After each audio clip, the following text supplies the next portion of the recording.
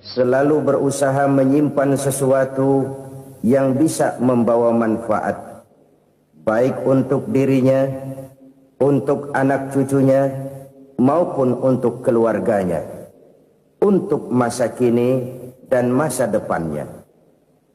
Kadang simpanan itu berbentuk uang, kadang berupa tanah, lain saat berbentuk pabrik, dan lain sebagainya. Sementara masa depan yang paling pasti adalah akhirat. Jika untuk masa depan dunia kita rela memeras keringat, membanting tulang, pergi pagi dan pulang petang, menyimpan uang, menyimpan tanah, menyimpan pabrik, pernahkah kita merenung jika satu saat kiamat datang, kita dibangkitkan dari kubur masing-masing, berdiri di padang mahsyar untuk mempertanggungjawabkan seluruh kegiatan hidup kita di dunia ini, lalu kita akan menuju ke alam akhirat. Sudahkah kita mempunyai simpanan untuk akhirat kita? Pada pertemuan kali ini saya ingin menyampaikan sebuah hadis di mana Rasulullah sallallahu alaihi wasallam bersabda, "Arba'un min kanzil jannah." Simpanan sorga ada 4 macam. Yang pertama, ikhfa'us sadaqah, menyembunyikan sedekah.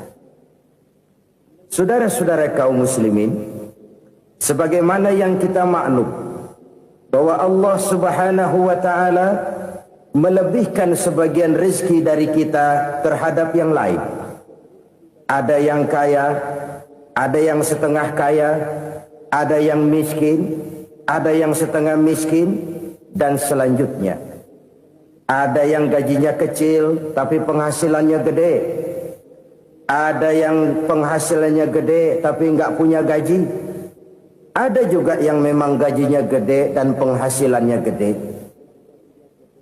Kelebihan rezeki merupakan sunnatullah dan tidak harus membuat kita merasa lebih dari yang lain. Bahkan sebaliknya, kelebihan itu harus membuat kita ringan tangan untuk menolong mereka yang memang memerlukan pertolongan. Kalau saudara diberikan ilmu, maka pertanyaan akhirat cuma satu: ilmumu kau amalkan untuk apa?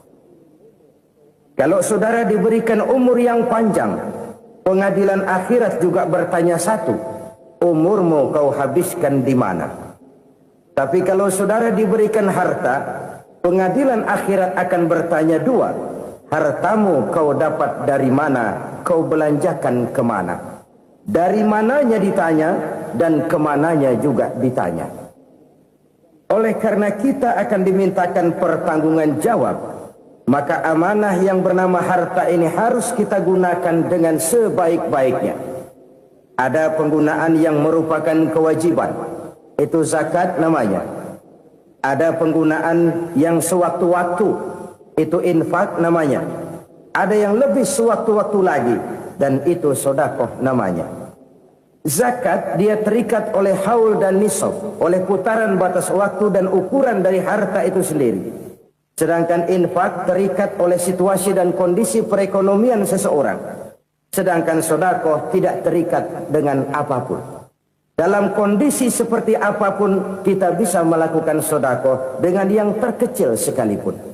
Sampai-sampai Rasulullah sallallahu alaihi wasallam mengajarkan, la tahqiranna minal ma'rufi syai'an walau an talqa akhaka biwajhin talik. Atau ada hadis, tabassumuka fi wajhi akhika laka shadaqah.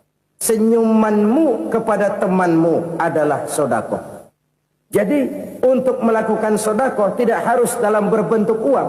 Dengan ilmu kita bisa sedekah. Dengan tenaga kita bisa bersedekah, dengan pikiran kita bisa bersedekah, bahkan senyum kepada teman itu pun sedekah. Jadi kalau sedekah dengan uang memang belum punya uang, nyengir aja banyakin. Itu asal pada tempatnya, jangan lalu ketemu tiang listrik cengengesan. Tentu tidak pada tempatnya dan tidak wajar. Nah, sedekah yang paling dicintai Allah adalah sedekah yang disembunyikan. Artinya, jauh dari sifat riya. Kan kadang-kadang ada orang sedekah itu disebutkan namanya, apa tidak bagus? Kalau memang niatnya ikhlas, ya bagus-bagus saja. Untuk memberikan sugesti kepada yang lain. Si Fulan bin Fulan nyumbang sekian, diumumkan. Boleh kalau niatnya untuk memberikan rangsangan kepada yang lain supaya dia menyumbang lebih besar dari orang tadi. Tapi kalau itu mendatangkan riya, maka sedekah yang paling dicintai Allah adalah sedekah yang disembunyikan. Tangan kiri saja tidak tahu apa yang diberikan oleh tangan kanan. Sedekah yang dilakukan dengan ikhlas akan merupakan perbendaharaan surga, tersembunyi dari pandangan orang lain, tidak seorang pun tahu. Karena memang sikap yang baik adalah melupakan kebaikan dan mengingat kesalahan. Itu salah satu ciri orang bahagia. Orang yang selalu mengingat kesalahannya dan berusaha melupakan segala kebaikannya. Kalau dia akan berada kebaikan, dia tidak bisa ikut, dia merasa rugi karena dia merasa belum pernah berbuat baik. Tapi kalau akan melakukan kesalahan baru, dia ingat kesalahan yang sudah-sudah, sehingga terhalang baginya untuk melakukan satu kesalahan baru. Demikianlah saudara-saudara, bahwa Allah melebihkan rizki sebagian kita dari yang lain, agar terjadi tolong-menolong dalam kehidupan ini. Jadi kesenjangan yang nature, kesenjangan yang alami, itu sunnatullah. Ada yang kaya, ada yang miskin, ada yang kelas menengah. Nah, kenapa lalu sekarang kita berusaha mengentaskan kemiskinan?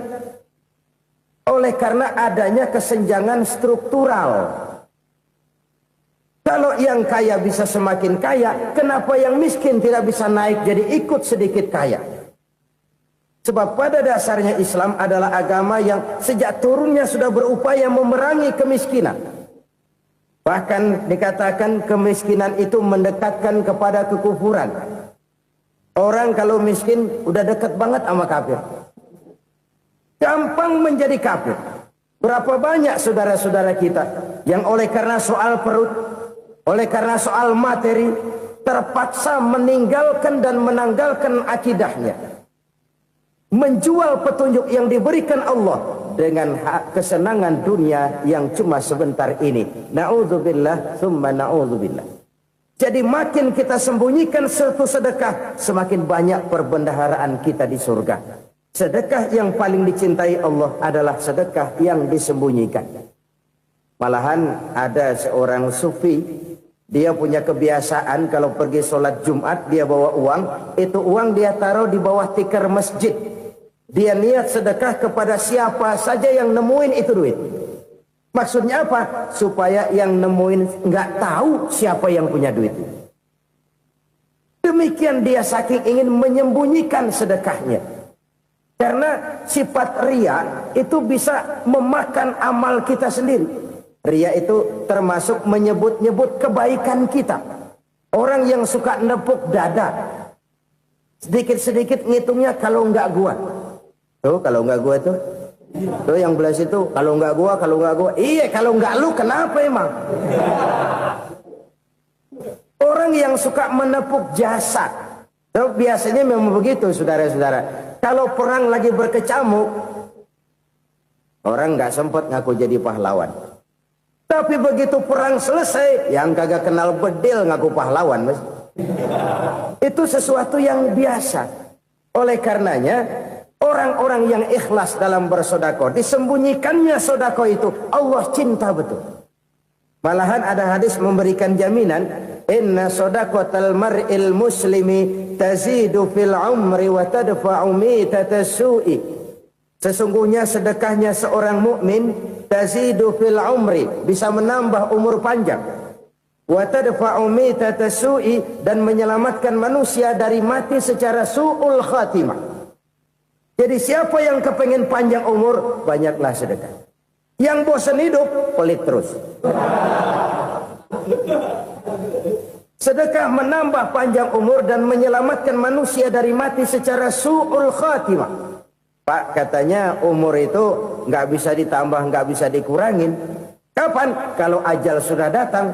Fa idza jaa ajaluhum la yastakhiruna sa'atan wa la yastakdimun. Kalau ajal datang tidak bisa dimajukan, tidak bisa dimundurkan. Itu kalau ajal sudah datang. Tidak bisa lagi umur ditambah dikurangi, sudah datang. Tapi kalau belum datang, itu kan haknya Allah. Mau ditambah, mau dikurangi, hak prerogatif Allah. Sebagai pencipta manusia, Allah maha kuasa dan maha mampu. Sedekah ini menambah panjang umur dan menyelamatkan manusia dari mati secara su'ul khatimah. Itu orang mati kan sama ya, kondisinya mati, nggak nafas.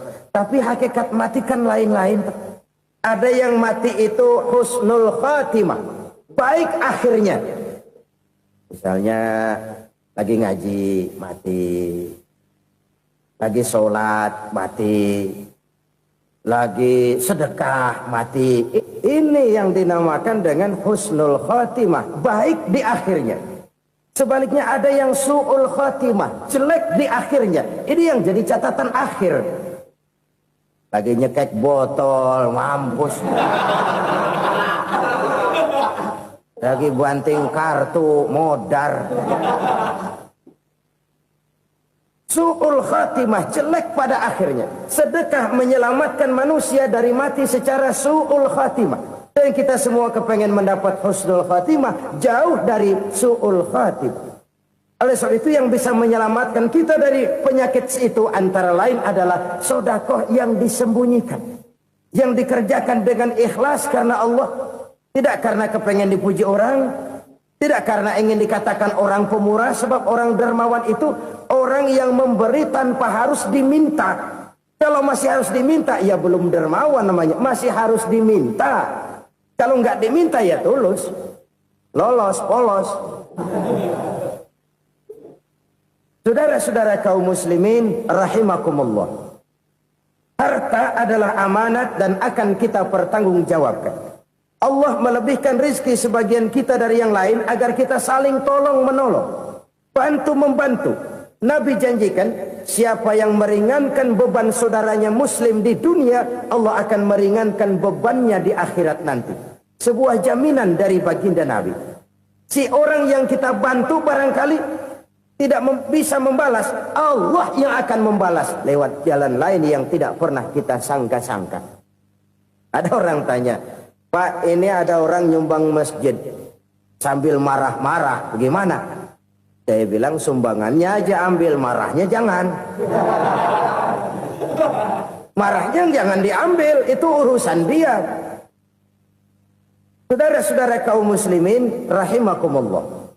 Umat Islam ini kan umat yang punya potensi besar. Kadang kita merenung, kenapa kadang-kadang pembangunan masjid kok lambat sekali? Kalau hotel hari ini peletakan pertama, bulan depan peresmian. Supermarket hari ini peletakan batu pertama, minggu depan peresmian. Tapi kalau sudah yang namanya masjid, kadang-kadang peletakan batu pertama sekaligus jadi batu terakhir. 3 tahun, 4 tahun, campur nebar jalak di jalanan. Duit dijaring kayak ikan sepat. Apa tidak ada orang Islam yang kaya? Banyak. Apa tidak ada pengusaha muslim yang jadi konglomerat? Ada. Lalu yang belum banyak itu yang komit terhadap nilai-nilai agamanya. Akhirnya kita jatuh jadi umat yang lemah. Belum ada pengusaha konglomerat muslim buka pabrik supermi cap beduk misalnya umpamanya atau pabrik kecap cap sorban supaya identitas keislamannya sedikit kelihatan. Kita jatuh jadi umat yang lemah karena potensi tidak terinventarisir dengan baik. Kita ini ibarat kompor yang cuma matengin nasi orang lain. Potensi kita dimanfaatkan oleh orang lain. Ukhuwah Islamiyah kita baru terbatas kepada silaturahmi. Ukhuwah di bidang ekonomi kita lemah. Ukhuwah di bidang kebudayaan kita lemah. Apalagi ukhuwah di bidang politik kita lebih rapuh lagi. Padahal ukhuwah itu adalah totalitas kehidupan manusia. Menyangkut ipolek sosbud. Memerlukan nilai-nilai ukhuwah. Jadi oleh karena itu mari kita menyadari. Di dalam harta kita, walaupun kita yang cari, pergi pagi, pulang sore, peras keringat, banting tulang, di sana ada harta anak yatim.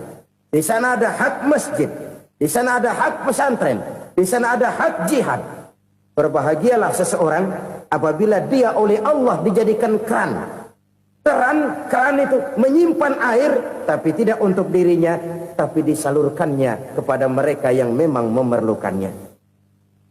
Saudara-saudara kaum muslimin rahimakumullah, ini yang pertama. Jadi perbendaharaan surga adalah menyembunyikan sedekah. Orang lain nggak tahu, kita pun nggak pernah ngitung-ngitung.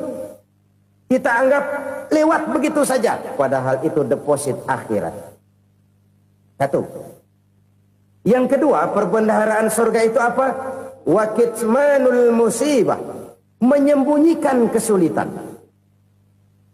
Kadang orang takut menghadapi kesulitan. Tapi makin kita merenung, hidup ini kan sebenarnya urusan. Takut sama urusan, ya jangan hidup. Tandanya orang hidup itu kalau punya urusan. Urusan melupakan problem. Problem sering menimbulkan kesulitan.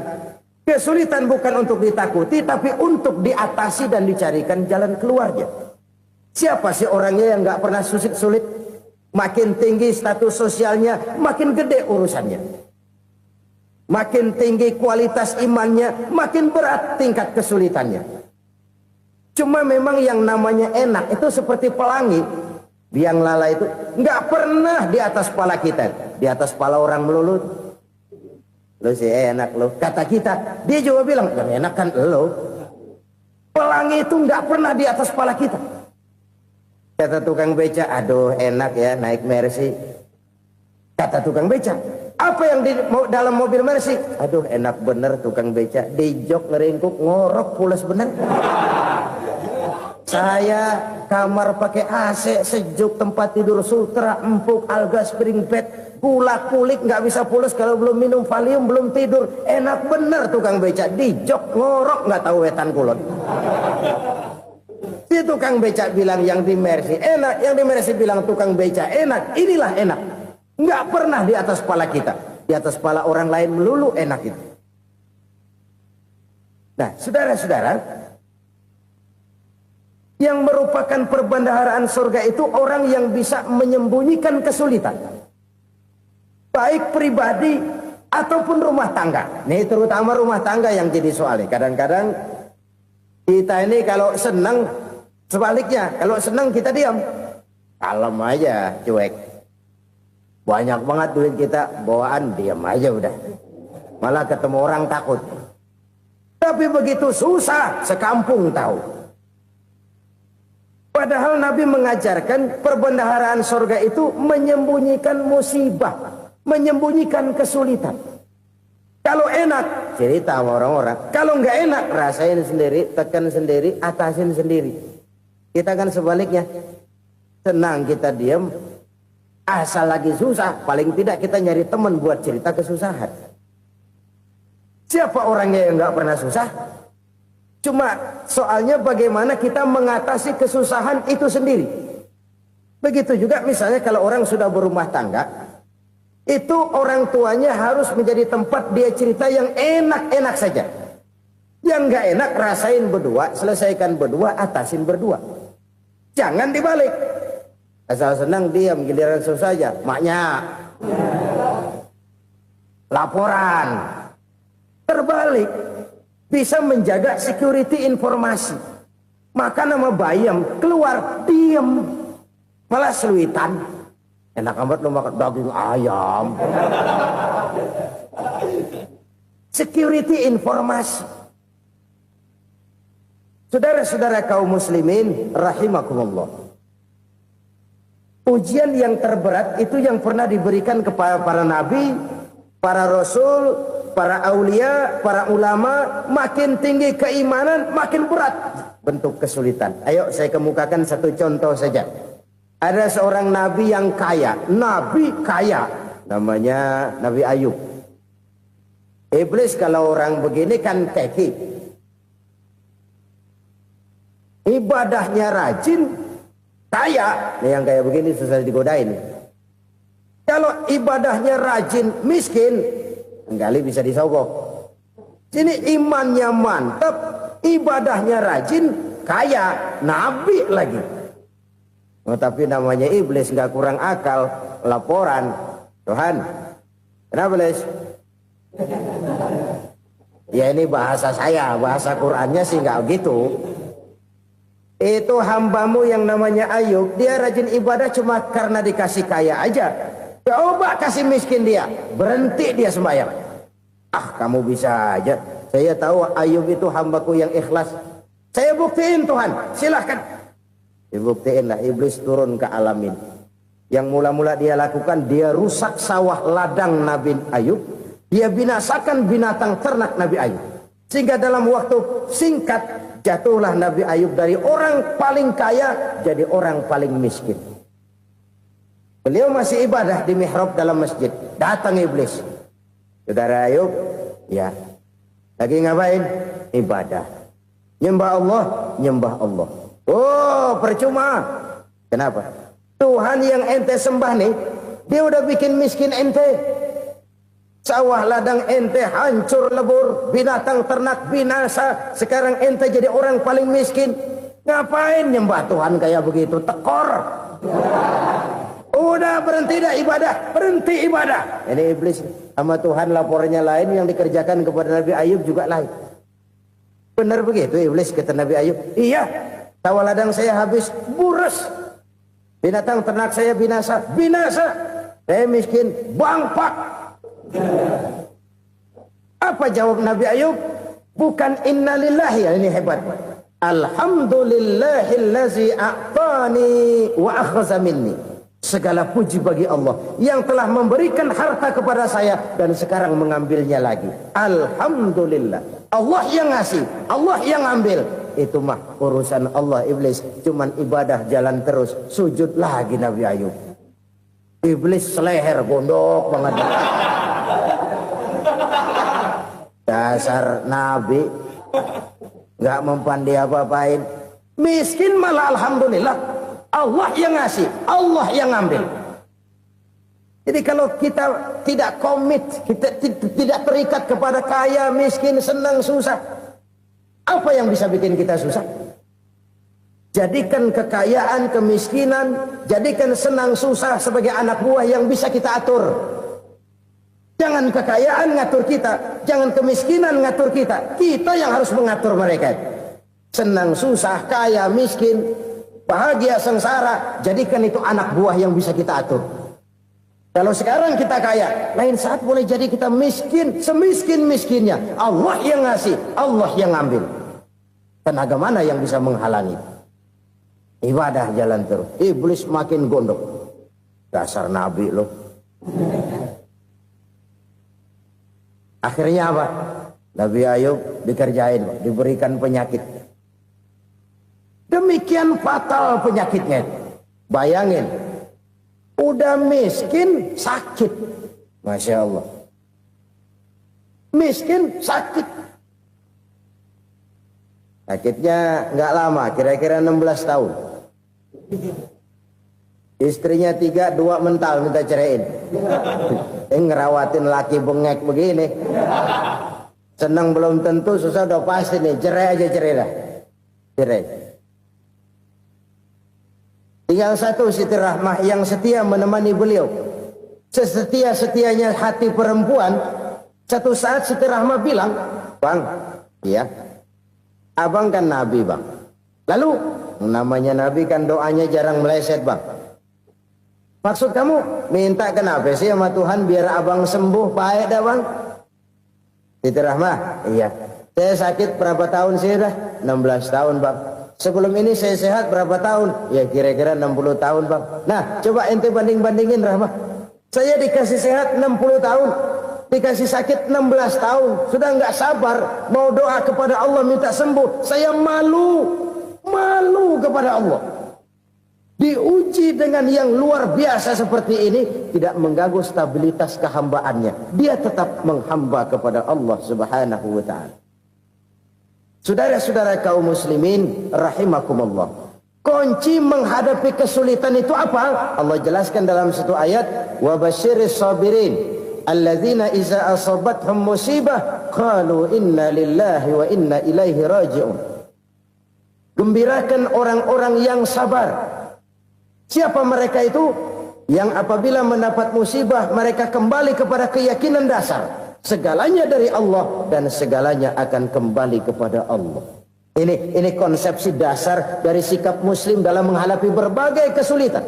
Segalanya dari Allah, segalanya akan kembali kepada Allah.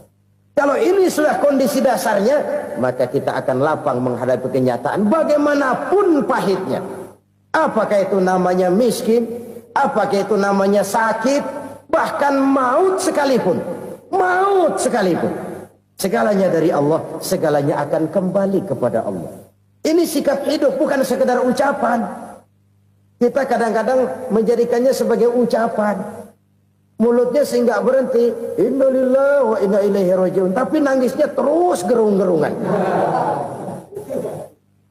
Bukan itu, ini kesadaran moral. Kalau segalanya dari Allah, segalanya kembali kepada Allah, kan sebenarnya cuma nunggu giliran. Hari ini saya nyembayangin dia, entah hari apa saya disembayangin orang. Hari ini saya antar dia ke kubur, entah hari apa orang nganterin saya ke kubur. Hari ini saya tahlilkan dia, entah nanti kapan orang tahlilkan saya. Segalanya dari Allah, segalanya akan kembali juga kepada Allah. Oleh sebab itu saudara-saudara, kesulitan bukan untuk ditakuti. Kesulitan justru untuk diatasi, dicarikan jalan keluarnya. Dan tidak ada orang yang tidak pernah mendapat kesulitan. Tidak ada. Semakin tinggi status sosial, semakin tinggi kualitas keimanan, semakin besar juga tingkat kesulitan. Hanya saja bagaimana cara kita mengatasinya. Dan Al-Quran menyatakan, innama al-usri yusra. Di balik kesulitan itu pasti ada kemudahan. Roda itu berputar. Karena itu Rasulullah sallallahu alaihi wasallam mengingatkan kepada kita, ta'arraf ilallahi firraha ya'rifka fisyiddah. Ingatlah kepada Allah di waktu kamu senang, supaya Allah ingat kepada kamu di waktu kamu susah. Kalau waktu senang kita ingat kepada Allah, kita susah, Allah tidak akan meninggalkan kita. Tapi kalau waktu senang kita jauh dari Allah, sujud tidak sempat, dengan masjid jauh, ketika senang kita lupakan Allah. Nanti begitu kita susah, Allah lupakan kita. Dan itu menyakitkan. Oleh karena itu orang-orang tua kita dulu bilang, kalau lagi sehat ingat-ingat, lu bakal sakit nanti. Kalau lagi kaya ingat-ingat satu saat kita bakal jatuh miskin. Bahkan kalau lagi muda ingat-ingat kita bakal tua. Dan yang terpenting, kalau lagi hidup ingat-ingat kita bakal mati. Saudara-saudara kaum muslimin rahimakumullah. Jadi yang kedua yang merupakan perbendaharaan surga, menyembunyikan musibah. Saudara-saudara kaum muslimin rahimakumullah. Hal ketiga yang merupakan perbendaharaan surga adalah wasilatur rahmi. Orang yang suka bersilaturahmi. Sebagaimana yang kita maklum bahwa manusia adalah makhluk yang disebut zon politika. Makhluk sosial yang tidak mungkin hidup sendiri-sendiri. Betapa dan siapapun kita memerlukan orang lain. Bodoh betul manusia kalau tinggal di tengah masyarakat tapi tidak mau bermasyarakat. Merasa hebat sendiri, pinter sendiri, gagah sendiri, kaya sendiri. Mungkin kalau mati juga ngubur sendiri. Jangankan kita di sini, di sorga saja Nabi Adam waktu sendirian bengong melulu, mondar mandir. Allah tegur dam sepi dam. Ya ini kalau bahasa saya. Iya Tuhan sepi ini nggak ada coret-coretan pisan ini. Diciptakan Siti Hawa baru anteng Nabi Adam. Itu di sorga. Cobalah. Umpamanya saudara tinggal di Jakarta nih. Kayak bener. Apaan aja di Jakarta punya saudara dah. Jembatan Semanggi ambil. Monas buntel bawa pulang. Hotel-hotel ambil semua. Cuman tinggal di Jakarta sendirian, apa enaknya? Betapa dan siapapun kita perlu orang lain. Tidak ada seorang pun yang bisa memenuhi kebutuhan hidupnya secara sendiri-sendiri. Nah, Islam telah menyelamatkan manusia dari ras diskriminasi. Mengikat manusia dengan persaudaraan yang berlandaskan kepada akidah. Karena itu dianjurkan bersilaturahmi. Bahkan Nabi menyatakan, man arada ayyubsata lahu fi rizqihi wa yunsa'a fi atharihi falyasil rahimah. Siapa yang kepengen diluaskan rezekinya dan dipanjangkan usianya, banyaklah ia bersilaturahmi. Siapa yang kepengen dimudahkan rezekinya, hendaknya ia banyak bersilaturahmi. Kalau banyak teman, kesulitan kan paling tidak ada tempat cerita. Udah susah, sendirian kita pikirin diri, nggak ada tempat tukar pikiran. Cepet banget sama bengek. Dilawan sendiri. Nah, secara makro kita bisa berkata, tidak mungkin ada kemenangan kalau tidak ada kekuatan. Tidak ada kekuatan kalau tidak ada kesatuan dan persatuan. Tidak mungkin ada kesatuan dan persatuan tanpa semangat silaturahmi. Kalau umat Islam mau menang, dia harus kuat. Kalau umat Islam mau kuat, dia harus bersatu. Kalau umat Islam mau bersatu, dia harus membudayakan silaturahmi ini. Bahkan sampai-sampai kata Nabi, kalau bisa cari nilai tambah. Apa? Silman qata'ak. Bersilaturahmilah kau kepada orang yang marah denganmu. Masya Allah, indahnya ajaran agama kita. Orang yang marah pun kepada kita, kata Nabi, kalau bisa bersilaturahmilah kepadanya, kepada orang yang marah itu. Di situ nilai tambah. Cuman jujur nih hadis, ngucapinnya gampang, ngamalinnya yang berat banget. Orang marah sama kita, kita disuruh silaturahmi, ada apa malu? Lu marah, ada gua marahan lagi. Tunggu pikirin. Saudara-saudara kaum muslimin rahimakumullah. Tapi ini yang diajarkan, bahkan ini yang dicontohkan oleh baginda Rasul. Bagaimana begitu mudah, misalnya satu saat Abu Jahal ini ngatur strategi bagaimana bikin Muhammad celaka. Dia gali lubang di depan tempat tidurnya. Dia tutupin daun korma. Terus dia panggil seseorang, ke sini. Kasih tahu Muhammad, pamannya sakit keras, minta ditengokin. Berangkat orang ini ke sana. Muhammad, labbaik. Pamanmu sakit keras, dia minta ditengokin. Baik, saya akan datang menjenguk beliau. Berangkatlah Nabi ke rumah Abu Jahal tanpa prasangka apapun. Abu Jahal udah pasang setil, selimut 3 rangkap setengah dipakai. Persis kayak orang meriang. Tapi sembari ngintip dari balik selimut, begitu Muhammad buka pintu, nah, masuk perangkap nih. Muhammad jalan menuju tempat pembaringan. Makin lama makin dekat, makin lama makin dekat. Makin dekat ke lubang yang dipasang oleh Abu Jahal itu. Dalam hati Abu Jahal, terus dah jatuh, mampus dah lo ini. Mampus lo hari ini. Apa yang terjadi? Malaikat Jibril datang. Muhammad, pamanmu cuma pura-pura sakit. Di depan tempat tidurnya ada lubang perangkap supaya kamu jatuh ke situ. Sudah, kamu pulang. Balik kanan Nabi. Sudah hampir jatuh ke lubang, balik kanan, pulang. Bayangin kecewanya Abu Jahal. Muhammad dikit lagi, Muhammad dikit lagi. Enggak paman, saya pulang aja. Emosi bangun dari tempat tidur, enggak sadar kalau lagi pura-pura sakit. Lompat ngejar Nabi, dia lupa dengan lubang yang dia gali. Serak, nyemplung sendiri ke dalam lubang.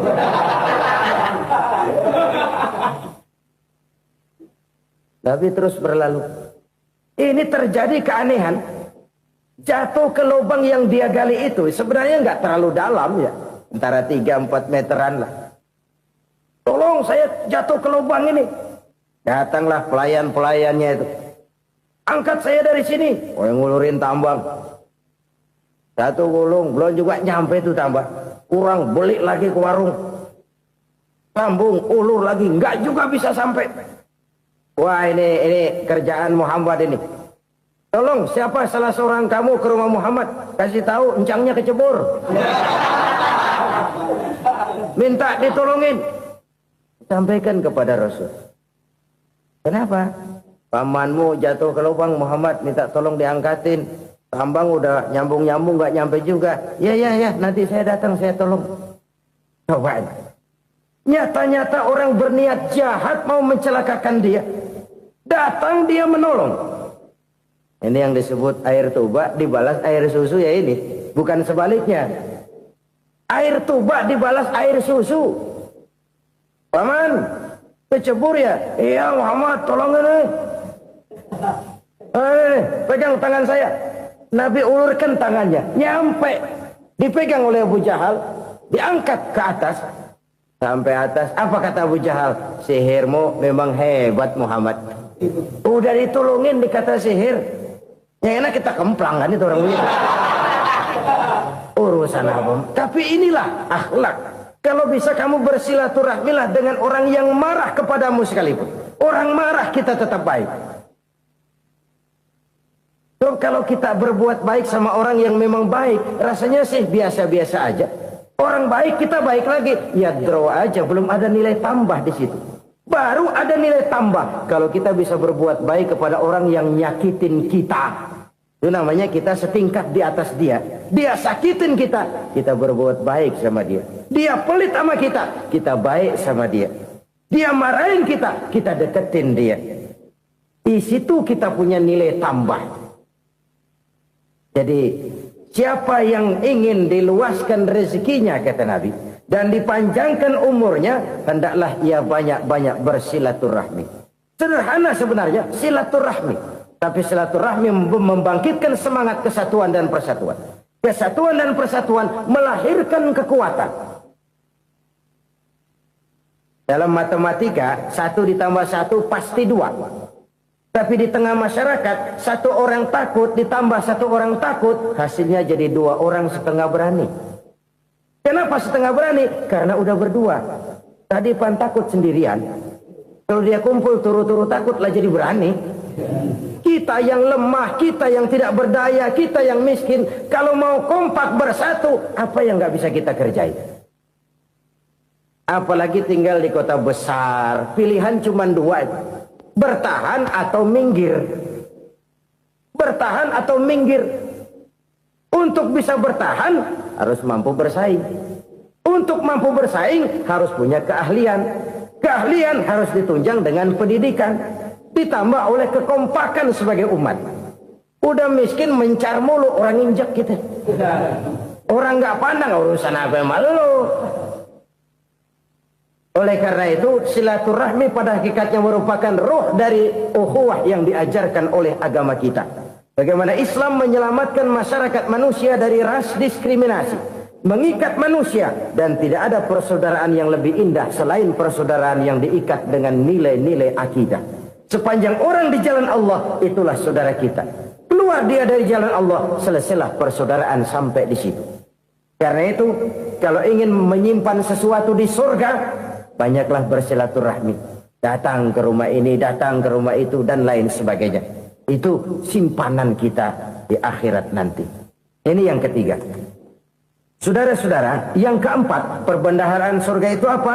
Wa qawlu la hawla wa la quwwata illa billah. Ucapan la haula wa la quwwata illa billah. Ibadah kan ada yang berat, modalnya besar. Bangun masjid berat, modalnya besar. Bangun rumah sakit berat, modalnya besar. Ada ibadah yang berat, tapi modalnya ringan. Misalnya puasa. Puasa itu berat, mengendalikan nafsu. Kalau sekedar nggak makan nggak minum sih enteng, mengendalikan nafsu itu jihad terbesar. Tapi kan modalnya ringan, cuma niat saja. Ini ibadah berat, modalnya ringan. Ada ibadah yang ringan, modalnya juga enteng. Seperti termasuk ucapan la haula wa la quwwata illa billah. Tanpa sadar, la haula wa la quwwata illa billah, nyelengin tuh di surga. Nyelengin, kita nggak terasa, nyelengin simpenan akhirat. La haula wa la quwwata illa billah, nyimpan lagi. Kaget, la haula wa la quwwata illa billah, nyimpan lagi. Banyak simpanan. Walaupun sebenarnya yang dimaksud di sini adalah kesadaran batin bahwa tidak ada daya dan kekuatan kecuali Allah. Itu intinya. Kita memulai pekerjaan disunahkan baca bismillah, kan begitu. Apa itu? Kesadaran moral. Bahwa ini saya bisa kerjakan. Saya kerjakan ini dengan menyebut nama Allah. Kenapa? Kalau Allah tidak memberikan daya dan kekuatan, mana mampu saya kerjakan ini.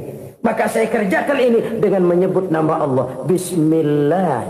Kesadaran moral. Manusia hanya wajib berusaha, tapi nggak pernah wajib berhasil. Banyak hal-hal yang kalau kita renungkan secara rasio nggak mungkin. Tapi jadi kenyataan. La haula wa la quwata illa billah. Tidak ada daya dan kekuatan kecuali bagi Allah semata-mata. Kesadaran moral akan kelemahan dan keterbatasan makhluk bernama manusia. Kadang kita kagum dengan otak, tapi kita sering lupa sama yang bikin otak. Padahal bagaimanapun hebatnya otak, yang bikin otak pasti lebih hebat dari otak. Nggak percaya, silahkan otak-otakan. Inilah kecenderungan. Kita kagum dengan pesawat-pesawat mutakhir, bukan main, besi gede banget terbang itu. Alangkah hebatnya. Lalu apa yang bikin otak tidak lebih hebat dari itu semua? Kita puji laut, apa yang bikin laut tidak lebih hebat dari laut itu? La haula wa la quwata illa billah. Tidak ada daya dan kekuatan kecuali Allah. Apa yang bisa kita lakukan kalau tidak karena daya dan kemampuan yang diberikan oleh Allah kepada kita? Lahirlah sikap tawadu, rendah hati, tidak melonjak menjadi angkuh dan sombong, sadar akan kelemahan dan keterbatasan diri. Sebagai makhluk yang diciptakan oleh Allah Subhanahu wa ta'ala. Jadi satu sisi ini ucapan yang berpahala, la haula, jadi wiridan. Pada sisi lain ini kesadaran moral, sikap mental, kesadaran batin, bahwa yang punya daya dan kekuatan itu cuma Allah. Kita nggak pantas untuk sombong, sebab sombong itu pakaiannya Allah. Kita nggak sedang pakai pakaian Allah, kegedean. Dan makin kita renungi, makin terbentur. Apa sih yang bisa kita sombongin? Kita mau sombong apa? Kaya, pintar, itu kan semua relatif. Di atas langit masih ada langit lagi. Jadi oleh karenanya, marilah kita menyadari. Manusia hanya wajib berusaha, tapi tidak pernah wajib berhasil. Yang berusaha saja tidak wajib berhasil, apalagi yang tidak berusaha. Islam bukan agama orang pemalas yang selesai sholat lalu endelohom, nggelenggem ayem-ayem. Tapi Islam bukan agama orang sombong yang setelah berusaha lalu tidak memerlukan Allah. Kita bisa saja bikin proyeksi, tahun sekian kita bakal panen besar menurut perhitungan otak. Tapi ada kejadian lain. Apa? Tikus ngambek. Habis itu dimakanin tikus, panen gagal. Proyeksi rasional gagal oleh tikus-tikus yang ngambek itu. Bisa saja terjadi. Tahun depan kita panen besar, urung. Kenapa? Musim panas panjang.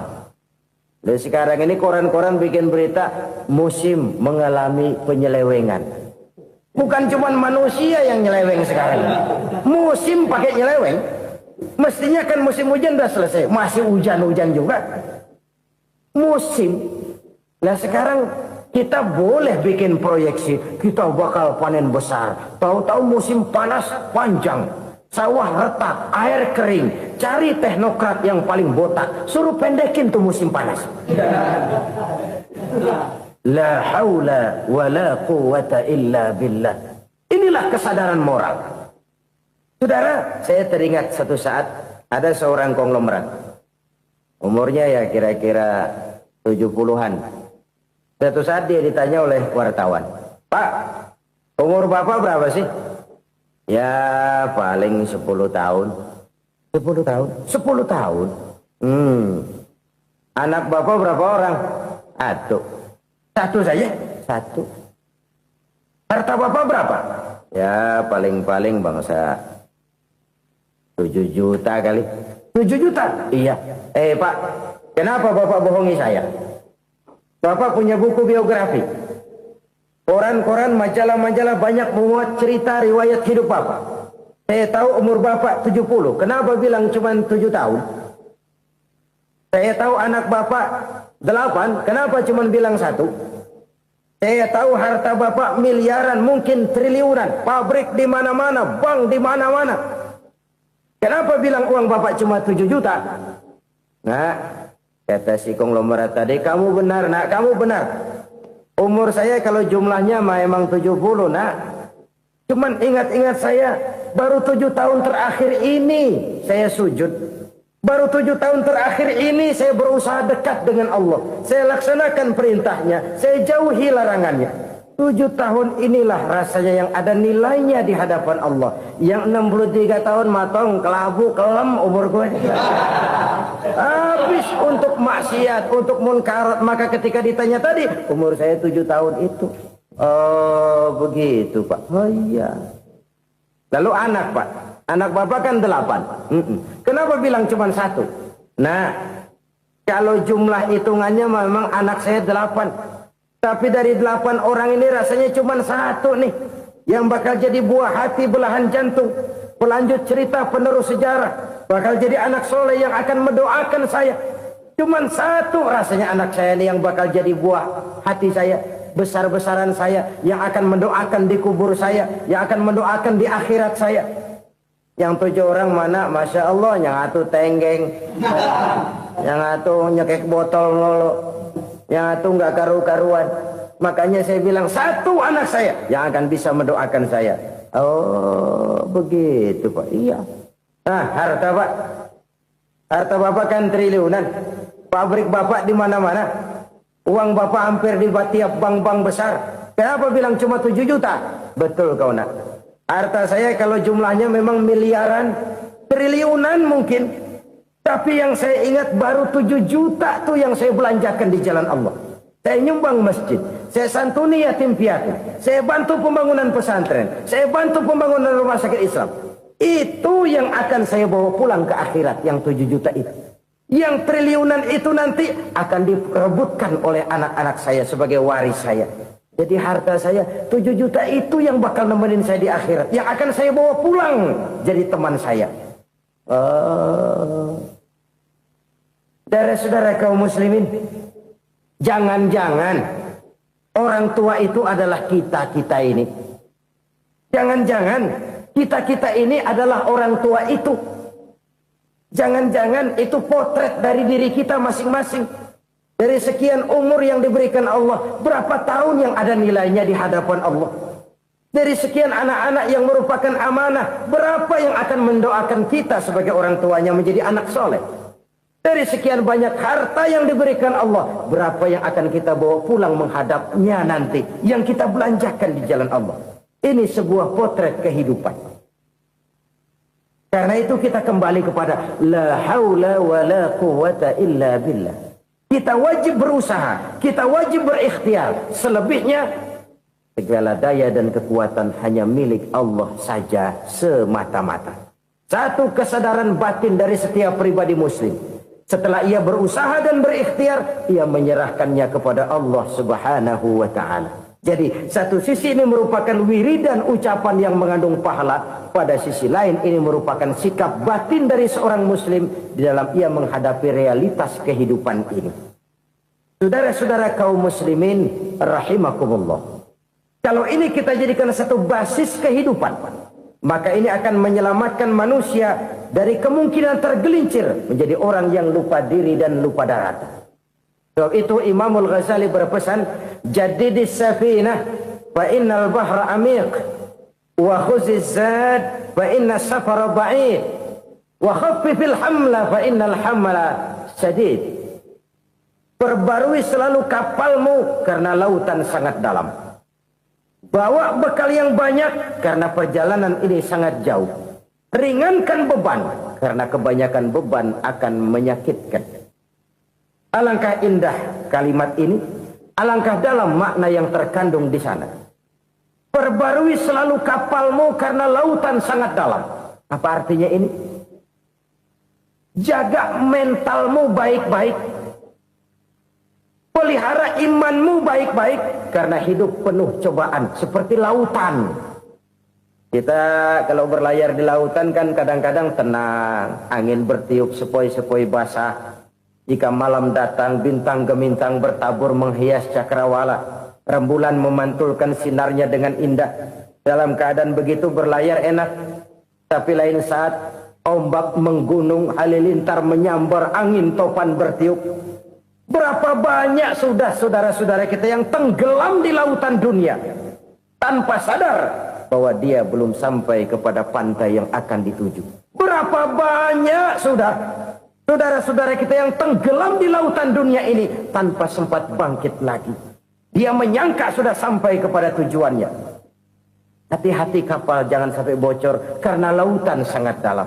Iman ini jaga baik-baik karena hidup penuh dengan ujian. Wa khuzizat fa inna safar ba'id. Bawa bekal yang banyak karena perjalanan sangat jauh. Saudara mau ke Bandung, bawa duit. Saudara mau ke Surabaya, banyakan lagi duitnya. Saudara mau ke Mekah, gepokan, iketan tuh duit nggak lembaran lagi. Makin jauh perjalanan, makin banyak bekal yang harus kita bawa. Kalau saudara dari Jakarta mau ke Surabaya, kagak bawa duit berangkat juga, itu sih bukan berani namanya, nekat. Sampai Surabaya belum tentu, sengsara di jalan udah pasti. Kenapa? Nggak bawa bekal berangkat. Sama juga kita nih, misalnya belum sempat sembahyang, mati. Waduh, berani banget orang. Belum punya bekal, mati. Sengsara di jalan. Atau bekal tidak cukup. Dari Jakarta saudara mau ke Surabaya, bawa duit 500 perak. Paling jauh Cikampek nyampenya itu. Paling jauh itu. Antara jauhnya perjalanan dengan bekal yang saudara bawa tidak seimbang. Hidup ini perjalanan panjang. A walking tour. Dimulai dari alam arwah. Sebelum jasad diciptakan, roh diciptakan lebih dulu. Dari situ pindah ke alam rahim. Dari alam rahim pindah ke alam dunia. Dari alam dunia pindah ke alam barzah. Baru menuju akhirat. Satu perjalanan panjang. Kalau bekal tidak bawa, sengsara di jalan. Bawa bekal yang banyak karena perjalanan ini sangat jauh. Wa khaffifil hamla, ringankan beban karena beban itu cuma akan menyulitkan. Kalau bekal itu sih keperluan, tapi beban nggak kita perluin, cuma ngeberat-beratin. Apa ini beban? Dosa. Kecurangan, kebatilan, kesoliman, ketidakadilan, kesewenang-wenangan. Itu akan jadi beban kita di akhirat.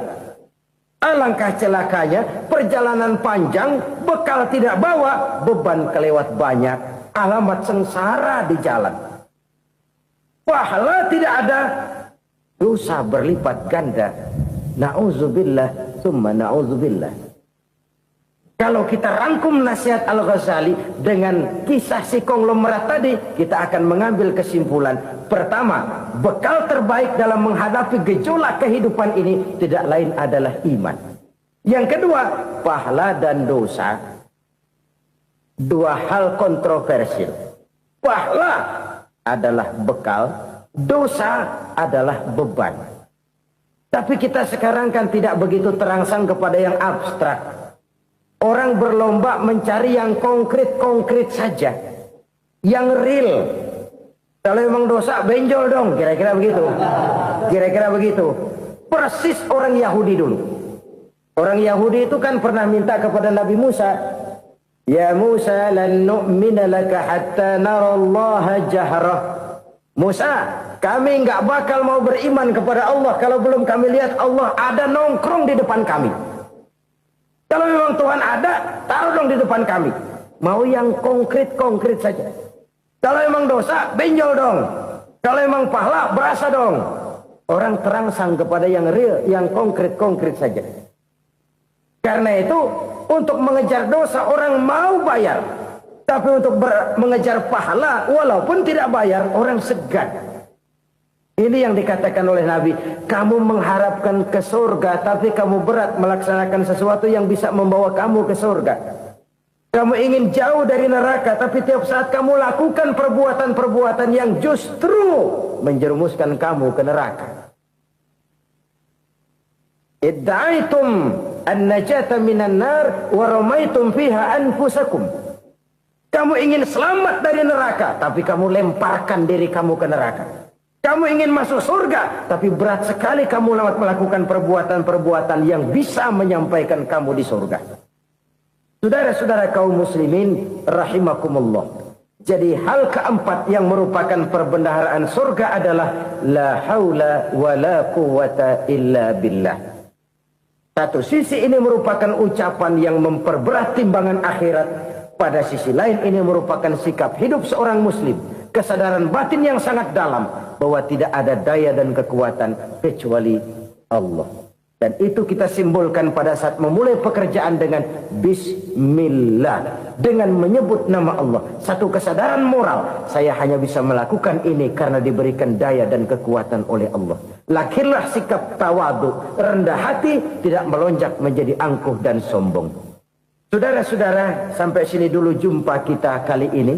Semoga 4 perbendaharaan surga ini dapat kita lakukan, yang kelak akan merupakan bekal kita di kemudian hari nanti. Amin ya rabbal alamin. Bapak-bapak, ibu-ibu, saudara-saudara kaum muslimin rahimakumullah. Di dalam kehidupan kita sebagai seorang muslim, minimal 5 kali dalam sehari semalam kita mendengar seruan untuk mendirikan solat yang disebut azan. Ada kalimat menarik di dalam kalimat azan itu, yakni seruan hayya 'alal falah, marilah menuju kepada keberuntungan, marilah meraih kemenangan. Seruan ini adalah kecenderungan dari setiap manusia, apapun warna kulitnya. Artinya, setiap orang dalam hidup selalu ingin meraih dan mencari kemenangan.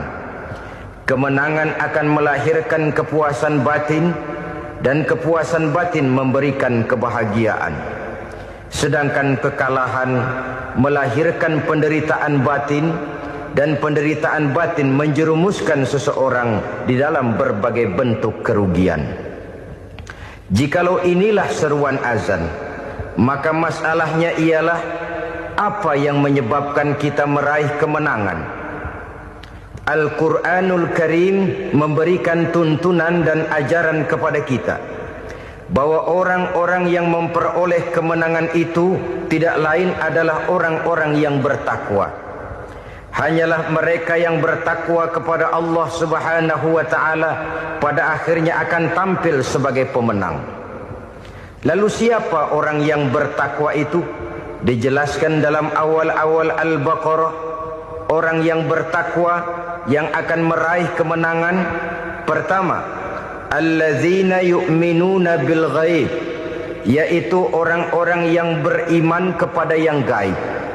Percaya bahwa ada alam yang gaib, alam yang abstrak, alam yang tidak bisa dijangkau oleh salah satu daripada panca indera kita. Mereka percaya dan beriman kepada adanya malaikat, beriman kepada adanya iblis dan jin, beriman kepada adanya alam kubur, beriman kepada adanya alam mahsyar, beriman kepada adanya alam akhirat, beriman kepada adanya surga dan neraka. Beriman bukan cuma sekedar beriman dalam ucapan bibir saja, tetapi beriman yang nilai iman itu mampu mewarnai gerak dan gaya hidupnya. Iman yang meresap sampai ke tulang sumsum, kemudian memberikan dampak positif di dalam kehidupan manusia. Alam, kita tahu, adalah sesuatu yang selain Allah, dan Allah bukanlah alam. Apapun namanya selain daripada Allah, itu adalah alam. Alam pada hakikatnya terbagi menjadi 2. Ada alam syahadah, alam nyata, alam konkret, alam yang bisa dijangkau oleh salah satu indera kita. Kemudian ada alam ghaib, alam yang tidak bisa dijangkau oleh panca indera kita, alam metafisika, alam abstrak, alam yang wajib kita imani keberadaannya.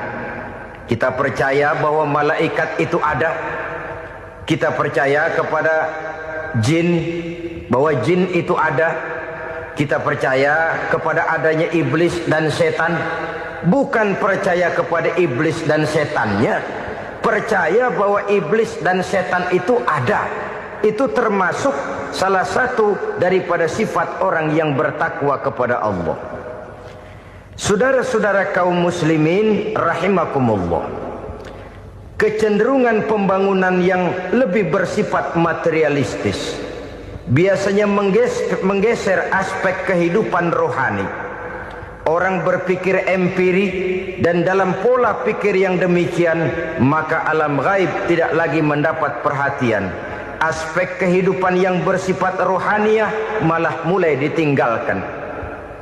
Akibatnya terjadilah kepincangan di dalam kehidupan kita.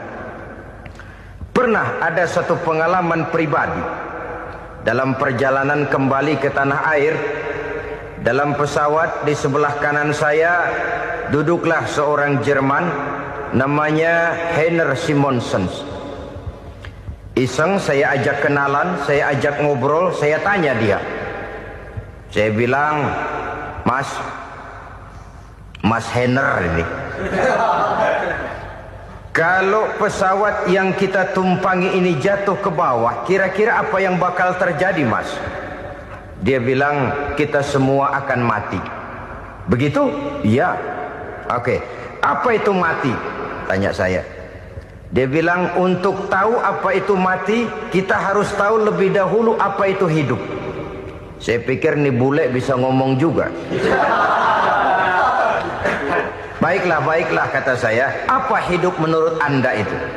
Oh, hidup itu dia bilang, kalau seluruh anggota badan kita bekerja secara normal, paru-paru memompa darah secara normal, jantung berdetak secara normal, sel-sel tubuh bekerja secara fit, dan organisme tubuh hanya mau bekerja secara normal, dia bilang, kalau kita memberi makan yang cukup, menu yang teratur, dan gizi yang lengkap. Saya bilang, kesimpulannya apa, Ner? Dia jawab, hidup adalah dari tangan ke mulut. Life is from the hand to the mouth, kata dia. Hidup adalah dari tangan ke mulut. Jadi masalah hidup tidak lebih daripada masalah isi perut. Orang pergi pagi, pulang sore, peras keringat, banting tulang, perut yang dibelain. Saya bilang, you are wrong. Sampean salah, Ner. Kamu orang Islam bukan? Bukan. Pantas. Kenapa saya salah? Dia bilang. Ya jelas salah. Salahnya di mana? Kamu ini manusia. Kalau hidup cuma dari tangan ke mulut, saya bilang, kambing di kampung saya juga begitu pikirannya, Ner. Itu kambing di kampung saya, asal perutnya kenyang, sudah hidup dia. Perkara besok bagaimana, lusa prospeknya macam mana, bulan depan ada apa, kambing nggak pernah mikir. Di kampung saya kambing juga pikirannya begitu. Kamu Kristen ya? Tadinya. Loh kok tadinya, lalu apa sekarang kamu ini? Dia bilang, sekarang saya netral. Saya tidak beragama, tapi saya percaya kepada Tuhan sebagai pencipta alam. Saya ingat benar dia bilang, I haven't any religious, but I believe to God as the creator of the world. Kenapa bisa netral begitu, Ner? Habis saya bingung katanya. Islam bilang Islam baik, Kristen bilang Kristen baik, Hindu Buddha bilang Hindu Buddha baik. Semua agama baik. Saya netral sekalian, nggak beragama. Yang penting saya percaya kepada Tuhan.